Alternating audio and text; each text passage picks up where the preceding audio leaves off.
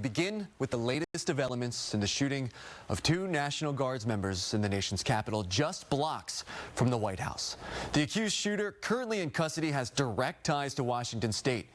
FBI officials say he lived in Bellingham with his wife and 5 children. Fox 13's Alejandro Guzman went to Whatcom County today to get the latest information on the case. The accused shooter, Ramanallah Lochinwall's neighborhood is quiet as families celebrate the Thanksgiving holiday after waking up to agents searching the home and interviewing witnesses. It's like less than 50 feet away from my apartment, so it kind of scares me, you know. Who knows what could actually happen after this. Off camera, several neighbors telling Fox 13 they're shocked to know the aftermath of a massive police response in D.C. comes as 2 National Guard members were shot just blocks from the White House, actually started in their own community. That he drove his vehicle across country from the state of Washington with the intended target of coming to our nation's capital. Police say the shooter came around a corner, raised a gun, and opened fire. Officials confirmed 20-year-old Sarah Bergstrom has died, while 24-year-old Andrew Wolf remains in critical condition.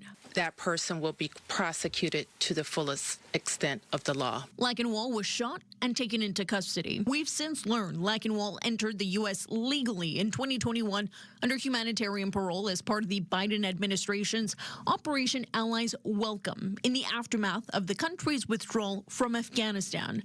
The FBI has confirmed they've seized electronic devices like laptops, cell phones, and iPads from inside the home as the case is now a coast-to-coast investigation. All the individuals found in the house have been interviewed, and some interviews remain ongoing. We will not stop until we interview anyone and everyone associated with the subject, the house, and every piece of his life. The Seattle FBI office says they're assisting the Washington office but declined to comment further.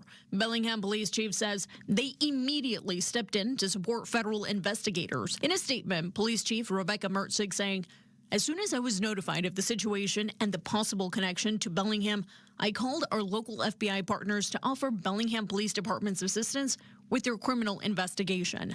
Bellingham's mayor also saying the city is actively coordinating with investigators. Her statement reads in part, quote, "The terrible actions committed in Washington, D.C. yesterday are the actions of one person, not a community.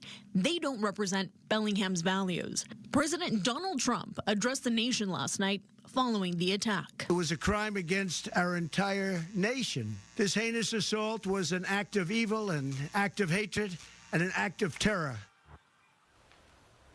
That was Fox 13's Alejandro Guzman reporting. This attack comes just a week after a federal judge ordered an end to the National Guard deployment in the D.C. area. The president has since ordered an additional 500 troops to the nation's capital. And the Afghan American Culture Association has released a statement that says, in part, "We are deeply saddened by the tragic incident in Washington, D.C., where an Afghan national shot 2 National Guard service members." The statement goes on to say that the association strongly condemns the heinous and cowardly act. They also say that one person's actions do not define an entire community, that many Afghans came to the U.S. to flee war, extremism, and instability to pursue a future rooted in peace, dignity, and opportunity.